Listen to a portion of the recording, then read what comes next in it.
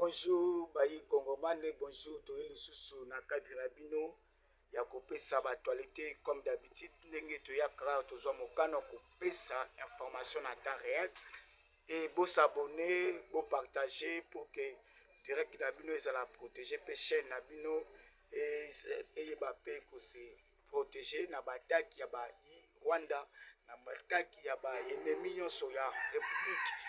Lelo tokolobela makambo ya États-Unis d'Amérique parce que lolo toza les trois lobby nde tata mokonzi mboka na chef de l'état congolais na chef de l'état ya Rwanda qui est Paul Kagame. Passation de pouvoir kosalama, remise et reprise et kosalama lobby na niveau ya Maison Blanche. Na kati ya bureau ovale. Remise et reprise et kosalama ndenge ni oba yi otobengi les États d'Amérique. Maison Blanche a convoqué bango. Et na kati ya koyeba mayenini entre mokonzi mboka ozo bateau de commandement po ezalaki epa Paul Kagame. Les États-Unis d'Amérique babengisi bango bokoyoka pe na kati wana les États d'Amérique ba convoqué 8 témoins.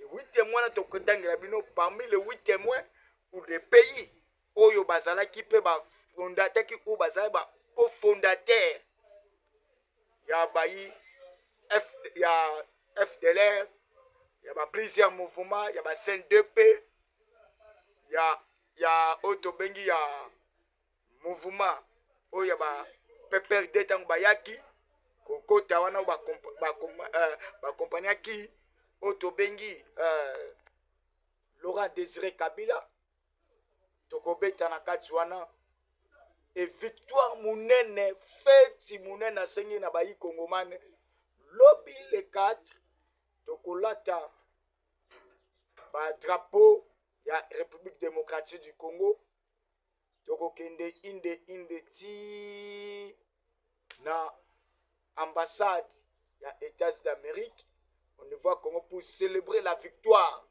inattendue qui a tant duré plusieurs années na mboka na biso République démocratique du Congo et matanga na Rwanda, matanga na Somalie, matanga na kati ya Kenya, matanga na kati ya otobengi ya Uganda, matanga partout na ba pays wana nyonso bokoyeba et mainini ekoleka pe sur l'est de la République. Paul Kagame voulait faire croire que ayebanako basculer cette situation, mais baye FARDC ba répondre bokomona yango pe na ba image ta kochela bino yango ndenge kata ko gota eza récupéré en général tobetela FARDC et wazalendo maboko bien ba wazalendo balobi to sali fusion na FARDC bokomona yango kata ko gota na katala oyo ba FARDC récupéré na ba force na biso nde lelisi matanga na ba mboka na nyonso. Voilà. Tobandi na kati ya mosindo bo like bo partage. Ya bino yo azwa mokano ko pesa bino toujours ba lime bo zala informer na temps réel bo ba nini ekoleka na mboka na biso. Chers Congolais, chers compatriotes, bande ko balandi mayenini ekolekana. Victoire to gagné et mokonzi mboka azwa bateau de commandement oyo États-Unis bango moko ba fabrikaka Kagame oyo États-Unis ba pesaka Kagame bateau de commandement maintenant lobby les 4 parce que le lot les 3 na 12 heures à le lot okoyoka Patrick Mouya na conférence de presse oyo a contenir yango lelo et le porte-parole la Maison Blanche a outaki koloba déjà clair après ça qui déjà ba nani zawana a lobby signature ya accord il y a 2 parties Yeko Salama, les 4, Pessi officiellement porte-parole, il y a Maison Blanche. Qu'est-ce qui se passe, Bandeko Balade? Mokonzambo Kazawa Psikoyo, Aza déjà na katia États-Unis d'Amérique. Paulo Kagame Azawa na katia États-Unis d'Amérique. Délégation ya Bayi Rwanda, oyo bangi ba précipité avant Kagame akita, bakangi bango nyonso. Bobetela ba Kongomani bambo kwa bien. Parce que les Congolais aujourd'hui, oh, je vous parle, partout Bazali, Baza mobilisé, Baza focalisé dans la situation, tout va de près. Toutes les situations, il y a République démocratique du Congo. La raison pour laquelle Mokonzamboka, les images sont là, tout côté la Bino Yango, ce qui est même moral, na régie peut-être à Kochango. Ba Oyope, Boko Senga Bobenga na numéro nanga, plus 243 89 620 86 98. C'est ça mon numéro. Donc, au Bengi, na boaki lui image. Mokonzambo kaucha kolu bakle. Alobi, il faut total na mbunchu na mbunchu. Congo onga na hérité ezalaki délabré ezalaki Congo ti. Menga na ye kozwa Congo. Na récupérer Congo. Mais aujourd'hui na diplomatie na sali. Na vendre Congo, Congo est comme Kolobama, même na Haïti. Na ba 6 unions. Congo est comme Kolobama. Comme le problème à Congo, cela veut dire que Congo est isolé, dans l'isolement, na 18 ans, il y a Kabila. Ni Congo oyo lelo. Eza li subongote Congo ango lelo, comme siko et Fongwami. C'est ça le travail abattu par le chef de l'État. Tu sais que du oyo batubaki ko se système maintenant de même tu sais que oyo lelo aye a récupérer Congo a sali plus de 800 km de route oyo panda Congo ezala mettre ka ba différents 5 chantiers Congo ango toata 10 km basate mais tu sais que na 7 ans à pamba auto que de 8e année 800 km à instruire ya ba route. Donc to betile maboko to sepelani to zanaye. Et non seulement ça, tu es déboulonné mon konzambo toujours lobby. À lobby maintenant je vais déboulonner les impérialistes. Wana mo konzambo. Comment à déboulonner les impérialistes? Comment aussi à déboulonner alors que les impérialistes ce sont des globalistes parce que le monde est dirigé par les impérialistes au Batia Kambungo. Mais tu sais que dans le lobby clair a tenu conférence de presse dans le lobby maintenant on a déboulonné bayi multi-international dès au moni lelo yo awa tu sais que dans qui vraiment bel et bien ya kozonga na États-Unis. Parce que les États-Unis qui ont imposé la guerre na Congo, de azongi kuna guerre au mona utokoloba esili na Congo. Parce que le fait que les États-Unis bazongi na nzela bango ba bengisi siko Kagame pour signer de parapher les accords, or que les accords qui ont été signés au préalable, c'était les accords, il y a reconnaissance, il y a souveraineté, il y a respect, il y a souveraineté, il y a État, entre États, au monarchie, et ça qui signe le 27 juin, na ministre Affaires étrangères congolais, Thérèse Kaikwamba, na ministre Affaires étrangères, il y a Rwanda, Olivier Ndungiri. Oh, bah, c'est qui n'a pas. Rwanda, c'est qui le préalable, c'est encore auto-signati. Maintenant, oyo Washington, parce que c'est la vérité. Guerre silindenge nini, pe bakoro tozo signé ça bakoro nini. To lobby bien respect, il y a état auto-signati entre les deux ministres. Il y a deux partis, Congo na Rwanda. Ndo mwana tango signé kuna Olivier Tangazonga ki na Rwanda, Kagame a fâchaki contre Olivier Ndungire, alobaki ok ko signé bi signé pe to ko loba bi to ko pesa bino information Olivier Ndungire balongoli na fonction lobby. Ba buki na fonction parce que Kagame a senti alobi awa déjà ça sous yete. na bakoro tosignaki to justifier Paul Kagame et Rwanda. Mais là, les accords qui sont terminés au niveau de Washington, na kati ya Washington, les 4. Ils ont les accords, il y a internat donc auto kulubakaka, ouais, respect, to bakulubakaka, iyo. Oui et amen, oui et amen. Par rapport à l'immotion de Signaki, na niveau de Doha. Respect, il y a la souveraineté. Il y a un cannabis territorial. Vous aurez reconnaître iyo. Congo Suki a bandi awa iyo. Ministre militaire iyo. Ne yango to signé lobby les 4 to ko interné na ba corps assist to bandaki osko to ke ko kunda yango de ko kunda lobby les 4.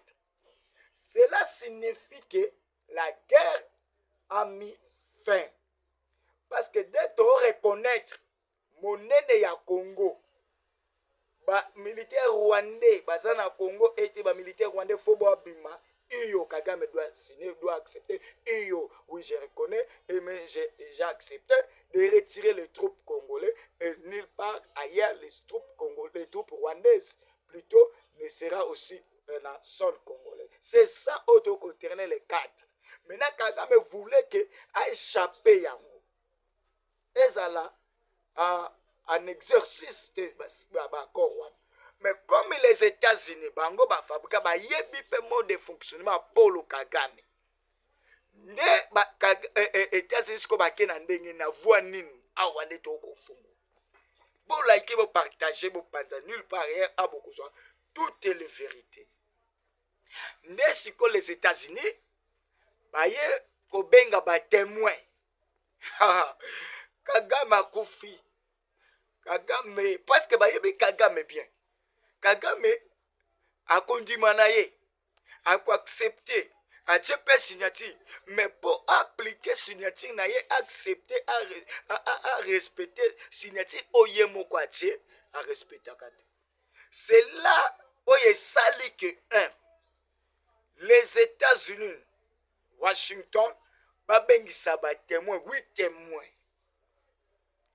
Quel est ce 8 témoins? O babengi si. Yali Bosso, Ezali Joao Lorenzo. Qui est Joao Lorenzo? Joao Lorenzo est le médiateur désigné pour la crise entre Congo et Rwanda pour que la guerre cesse. Joao Lorenzo, il était l'Angola. Comme je parle Lorenzo, l'Angola, je vois directement l'Angola. L'Angola, bango bazala ki Lorenzo bango nde ba fabrika ki otobengi afidèle na boye ya afidèle bazaki ba parmi ba cofondateur bazaki na kati Lorenzo awa foboye ba kiyeki kele se témoin o ba bengi o ba kozala ba ba otobengi ba spectateur était mais ba kozala ba témoin o ba kozala rôle oyo leloyo Kagame a justifié, Kagame délaissé. Et la victoire, n'est pas pasteur à Maison Blanche, les États-Unis, pasteur Virginie, va célébrer déjà. Au moment où je vous parle, et même la délégation congolaise, c'est parce que Oyonde est bloqué Kagame. Donald Trump a bloqué Kagame en façon tout à Singanatingo, à Benina ba témoin. On a ce qu'on fait, bon là qui veut partager. Maintenant, quel est ce témoin? On a ba témoin ne kozalen na kofongola ao. Et bongo moni 8 témoins parmi ces 8 témoins. Na pas cité je cite mais Lorenzo Azalaki 1 le fondateur parmi les fondateurs il y a Afidel. Faut écouter. Soit-disant mouvement de libération congolaise oyo ba compagnie qui Laurent Désiré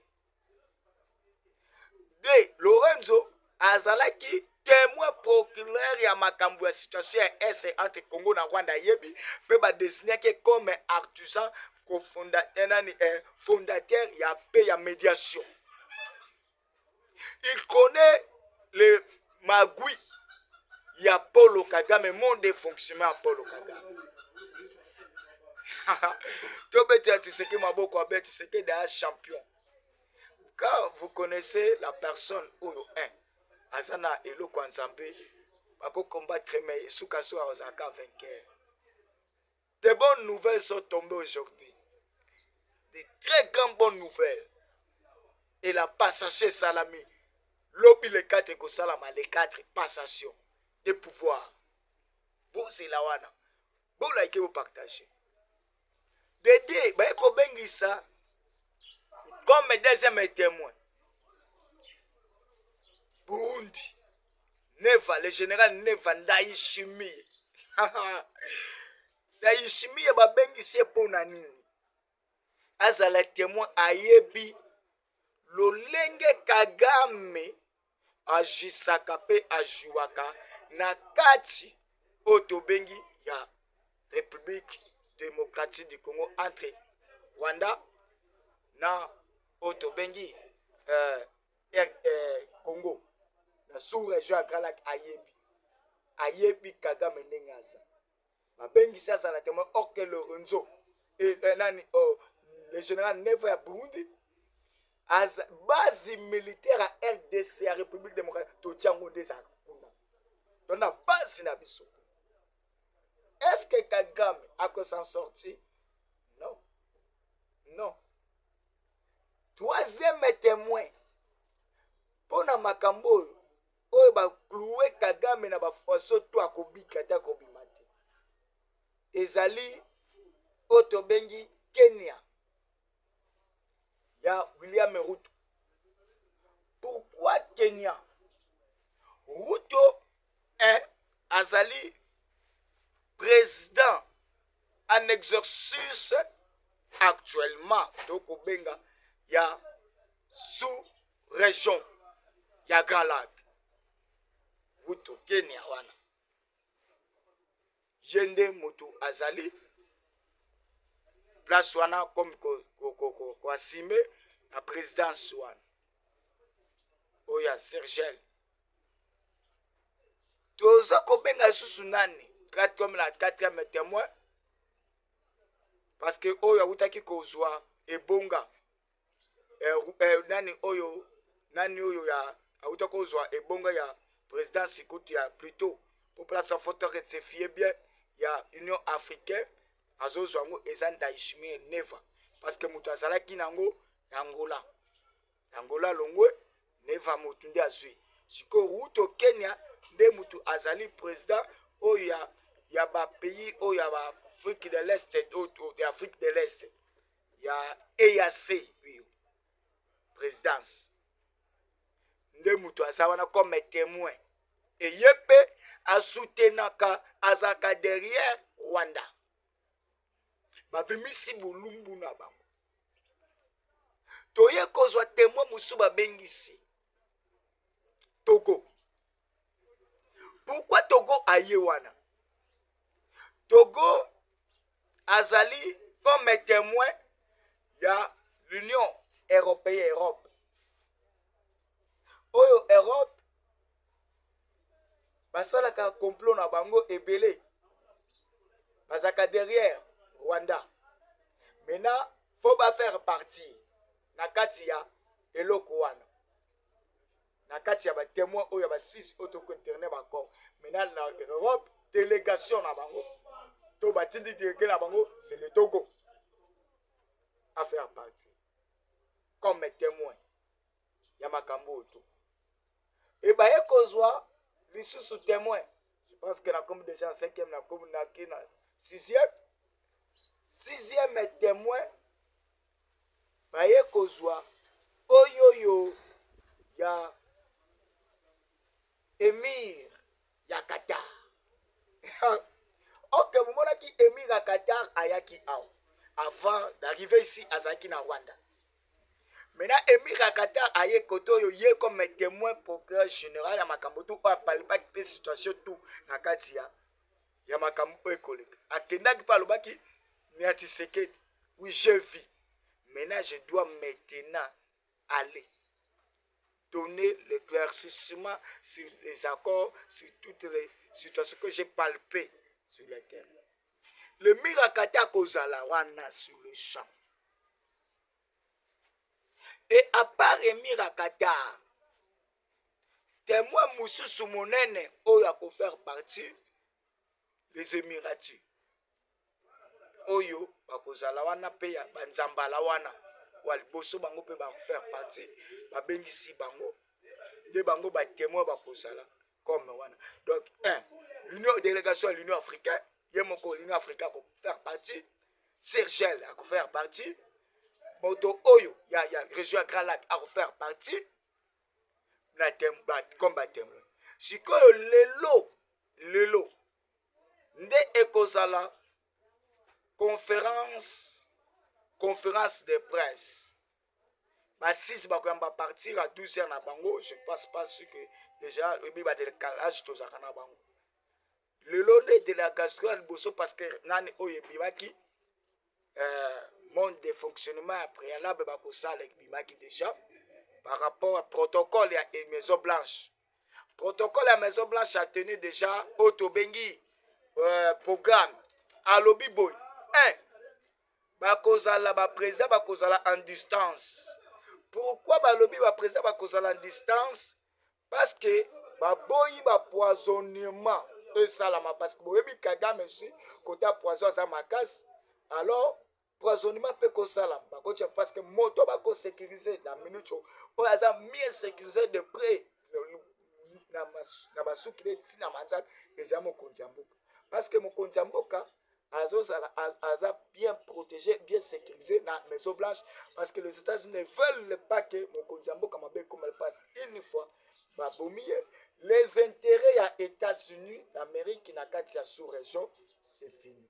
La raison pour laquelle protocole à Maison Blanche a lobby automatiquement les réunions vont se tenir en distance pour ne pas être empoisonnement parce que Yebi Kagame et la raison pour laquelle dans Bakangaki moto akota mona ba identité ba congolais a utaki na Canada akende na États-Unis vice-gouverneur ya Sidikivu na kombo Willy Manzi akina délégation mobimba et j'ai aimé de Congolais au basaki na kati équipage barrêter ndengeni bakangiye le temps de mèche parce que Kagame multiplié de lobbying avant son arrivée dans les États-Unis parce que les Kagame abandaki koboya comme maintenant États-Unis mais via pression il y a détermination aux États-Unis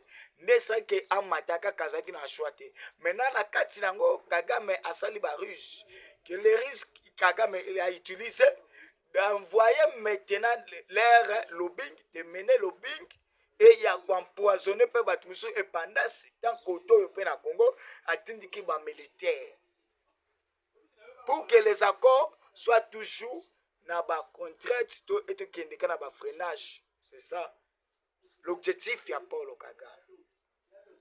La raison pour laquelle tant tokangi ba Congolais au bazakina équipage à Kamage Willy Manzi bake batele mais oyo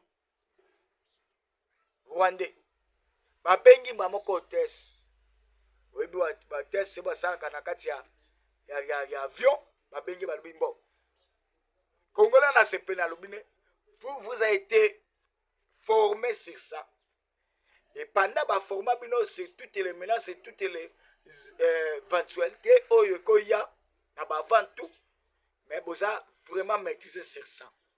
Vous voyez cet homme c'est un Rwandais et c'est un terroriste.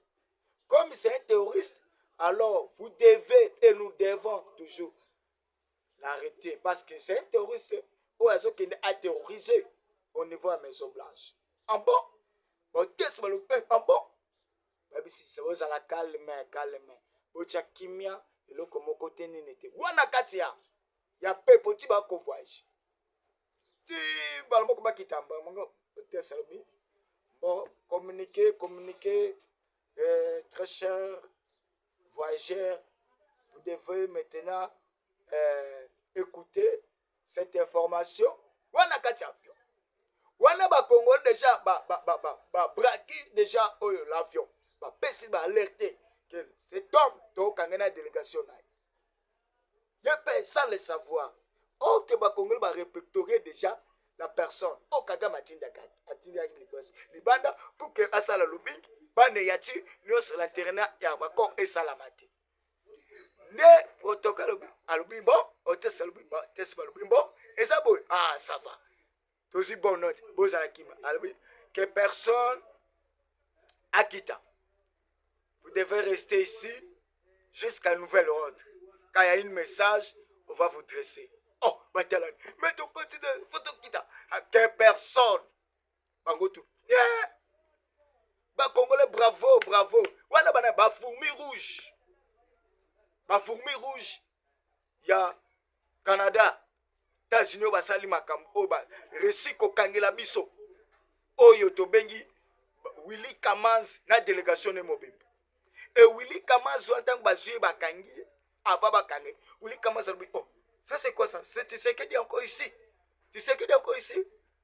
Bien, bon, papa, monsieur, venez ici. Bokenzela o. Monsieur, Bokenzela o. Bakiti na délégation 5 personnes. Papa. Vous êtes de quelle nationalité? Oh non. Vous êtes vice-gouverneur. Ouais, oui. Vice-gouverneur. De quel pays? Oh, Abaniko Tatone. De quel pays? Angalobo, oh non. Du Sud-Kivu. Oh, Sud-Kivu pays. Sud-Kivu, c'est une province dans un pays qui est la République démocratique du Congo. Maintenant, comment vous dites que non? Oh non, du Sud-Kivu. Sud-Kivu depuis Kabadé. Oh, c'est un terroriste qui terrorise le peuple congolais là-bas. Allez, monsieur, vous m'ouquat, vous m'oukamat, passez ici. Oh, je suis Canadien. Hey, Canadien de quel, depuis quand? Allez, venez. Azua nani oyo nationalité canadien, américain, azua naye, résident là-bas, mais c'est un Rwandais, azua ngona komba ba Congo. Voilà de telles personnes. Oh non, vous ne devez pas faire ça. Vous me croyez. Vous devez comprendre. C'est que des forts. C'est que des landi bango bakangi. Toko lo balabino awa. Ba américain. Azati koloba na prison kuna ya Canada. Bazui bango bache bango na prison balbi. Vous êtes des terroristes et eux, nous, les Américains, les États-Unis cherchent des hommes comme vous, les terroristes.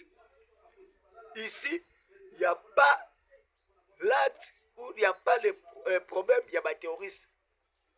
Mais comme vous êtes des terroristes, petits sont au Lukabino. Allez, Bazuye Bachena, Nakacho, Kagame, allez, allez. Délégation en anéanti. Ok, délégation va s'agir objectif. Ba ça le lobbying, ba maintenant le lobbying. Peut pas poisonner. De homoni protocolaire, il y a maison blanche à lobby. Tout le monde ici seront en distance. Et les lots, bakoyamba mokonzi mboka, ye mutu aliboso bakoyamba. Na pas Donald Trump et vous allez à huis clos. Na chef, il y a délégation na biso oya Mama Thérèse Kaikwamba et vous allez à huis clos. Après wana tout bakoso ba sisi tout. Mais lobby jeudi, et ça parce que les a tout partout. Après le chef de l'État, c'est Kagame qui va suivre maintenant des impositions. Après des impositions, troisième, comme Makambutu, papa, allez, lobby jeudi, lobby de jeudi, l'enterrement encore, de lobby, Bakoya, Bakoteni, point de presse, l'Institut américain. La personne qui va parler au premier, c'est Donald Trump. Après Donald Trump, la personne qui va intervenir, tu sais que Mukwatombo le tata ma passe. Après, Paulo Kagame, Kagamiste Oyo, un criminel. Après Wana, tout reconnaissance qu'il y a président, il y a l'Union africaine. Après l'Union africaine, les émirs, il y a Qatar. Ne multiplie collaboration, oui. Je suis témoin, j'ai été témoin. C'est les cas qui n'a Congo, vous avez pris part, papa, et Kagame a accepté de retirer, il a mis sa signature, et dès qu'il a mis sa signature, maintenant, aujourd'hui seulement, le Kagame ou des supplétifs rwandais vont quitter le sol congolais. Dès on va tenir tour par tour, na batemo tout va connaître. Donc, mon batemo, est-ce qu'on va témoigner au cas où Denge bakotia parce que Kagame zande ndenge asalaka. De donner trop à bengi batemo wana. Au cas où Kagame ndenge bakostine lobby que à respecter. Tous ces témoins vont se charger sur Kagame. Tous les témoins. Plus de 8 témoins. Tous les témoins, je vous dis bien. Bako balusa siko mandu qui bako frapper Kagame par force.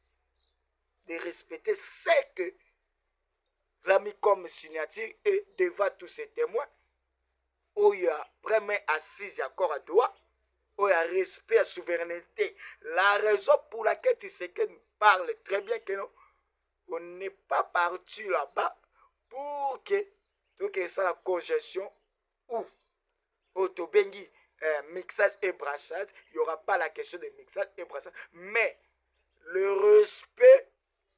Il y a Oyoto Bengi, il y a intégrité territoriale, il y a Congo, na biso les deux parties. Yo Congo koko tate na Rwanda iyo. Yo Rwanda koko tate na Congo iyo. Yo Rwanda obimisa ba militaire na sol congolais iyo. Nde yango nde ba lobi ko sakaka iyo devant tous ces témoins. Et les témoins aussi vont donner Oyoto Bengi leurs informations par rapport il y a boycottement par rapport à ma nèvre. Il y a Riza Polo Kagame. Donc, moni, ma bengi sami, pe baza déjà kuna.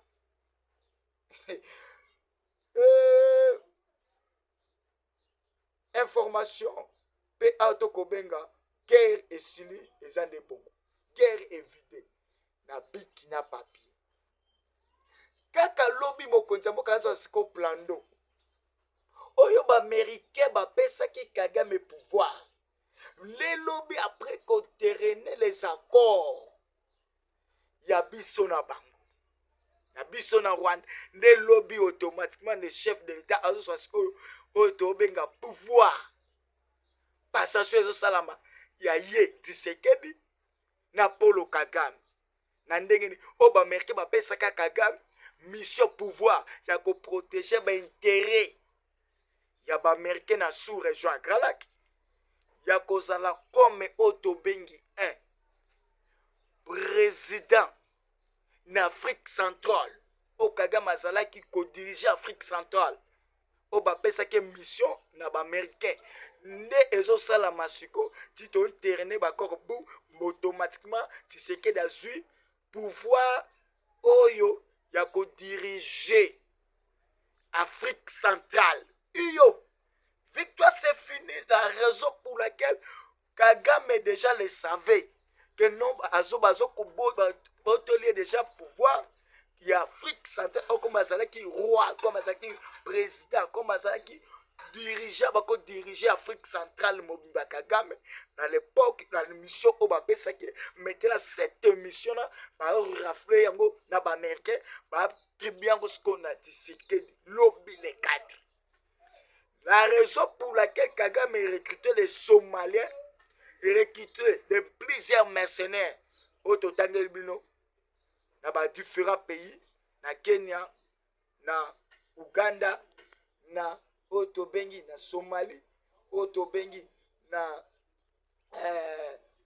kuna Tobengi na Beni, na Benin, il a recruté Bakotaki, c'est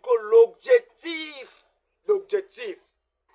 Ezaki tito kende bo le 4 donc bango bakanisa ki na leurs entendements Tshisekedi akokoma le 4 2 nde balinga ke fallait que basala coup ba monter coup pour que Uvira pour que Katoko Gola ezala tomber ezala prise en l'air main nde bakotaki na bakar ebele. Mais pendant que tu sais pas ce que c'est kaka ao like partager Tshisekedi alobaki nzela Kagame akendaka bisi mpo nzela kaka tokolekela kana nzela na formule wana biso mpe tofrape Tshisekedi mage na mpo Kagame atia oyo tobengi formule ya technify. Nous dialoguons mais il combat aussi à récupérer oyo tobengi ba localité. C'est ça plan ya Kagame technify. Biso mpe toleka na technify pendant que nous dialoguons et les FARDC wazalendo frapper aussi. Mais baindeko ba Congolais lobby c'est une victoire.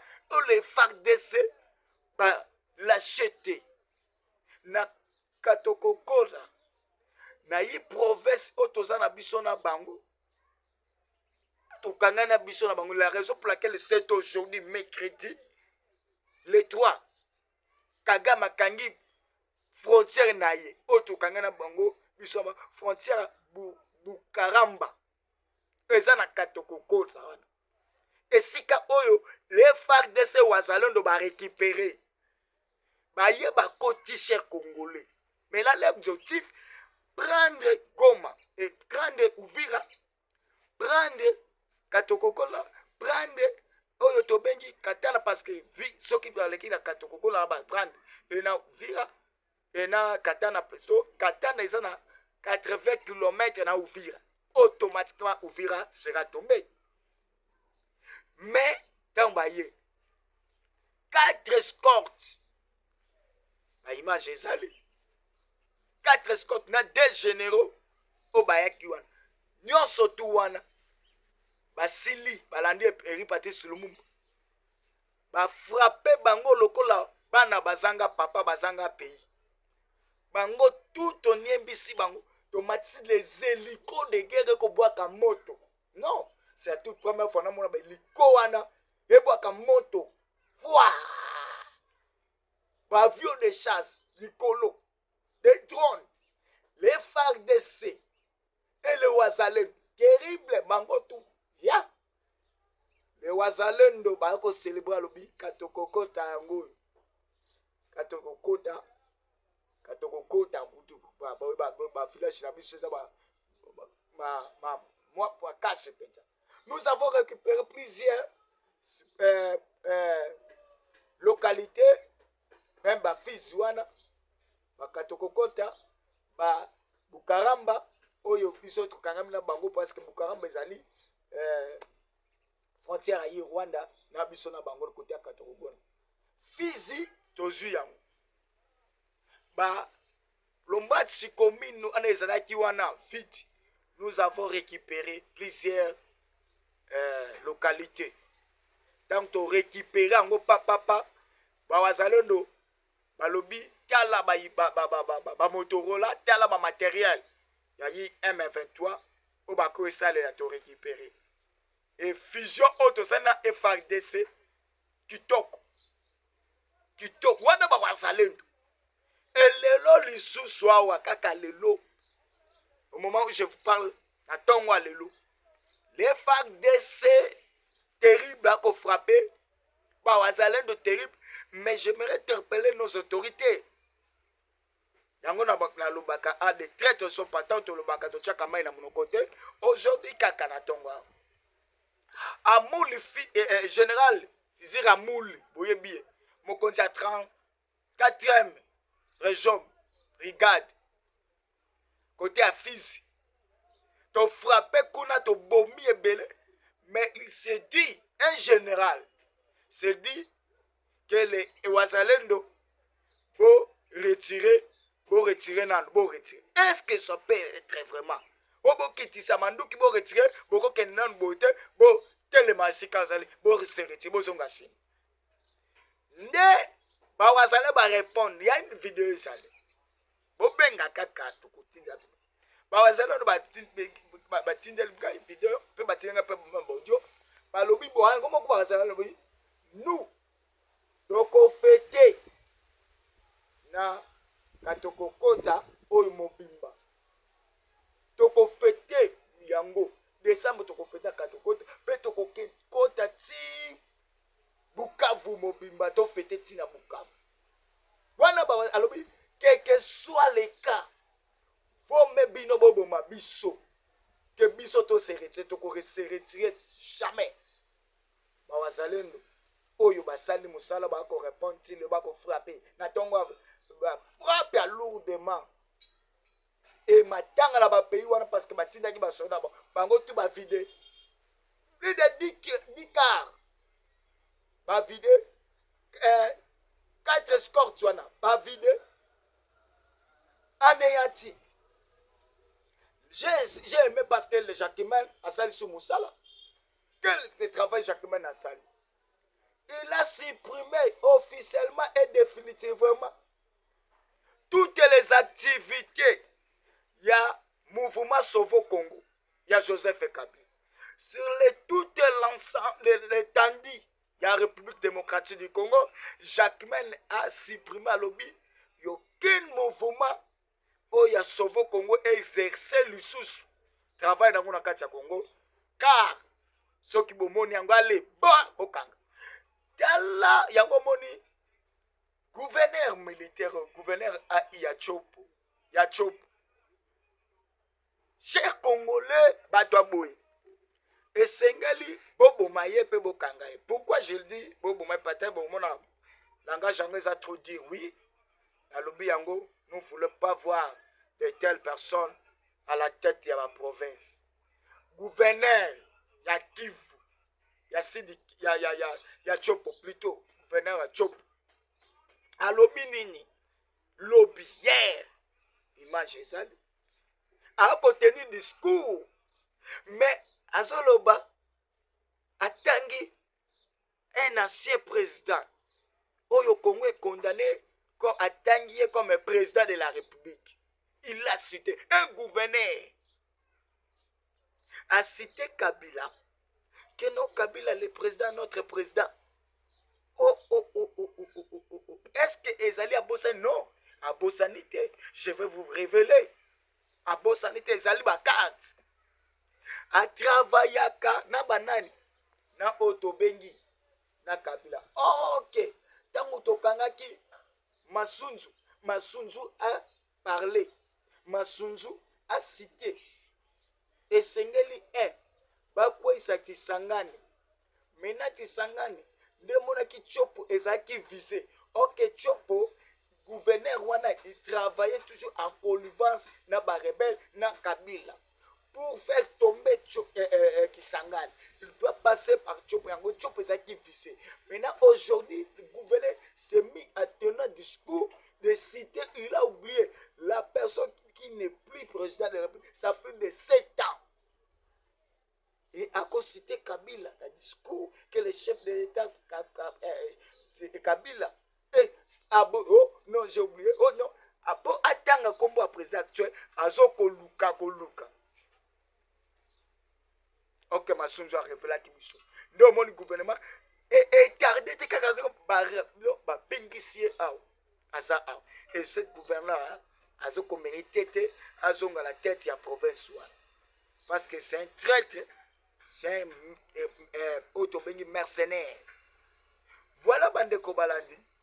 Vraiment, Jacquemin Chaban, Motoana Fobo Kangai, gouverneur Wan. Bayi Kongomani, Bakosiale Bisongo, Gezangonga, na Tokoza, Kosus Kope Sabino, le Susu Autobengi, deuxième émission à Bison, parce que Pezali, Café à Tongo, et Café à Pourquoi Pezali, Tokope Sabino, Botika la Bosa la brancher. Ba nouveau oyo nous ba s'abonner te ba s'abonner partager vidéo et tout quoi ko betila bino susu oyo to bengi deuxième information d'actualité na chaîne bino pour que vous la nourrir. Donc vous engagez ko s'abonner, vous engagez ko partager, ko s'abonner bino ko partager bino yangonde et ça la chaîne bino et ça toujours active et ya bino ye yo obo batisa mboso fils molobe na bino défenseur na bino auto s'engage pour n'être Sabino, actualité. Je dois vous remercier na effort na bino soutien na bino et na bossa MPT parlementaire de Bounion super base mobimba pe base na ngai MK pour ils a dirigé et na effort na biso tout pour na que mboka ezala toujours active et équateur na ba ennemi ya mboka na biso. Bossa bonne bossa ngate ko benga quant à moi Je dis merci à vous tous. Nous tous partout dans le monde pour partager. Ciao.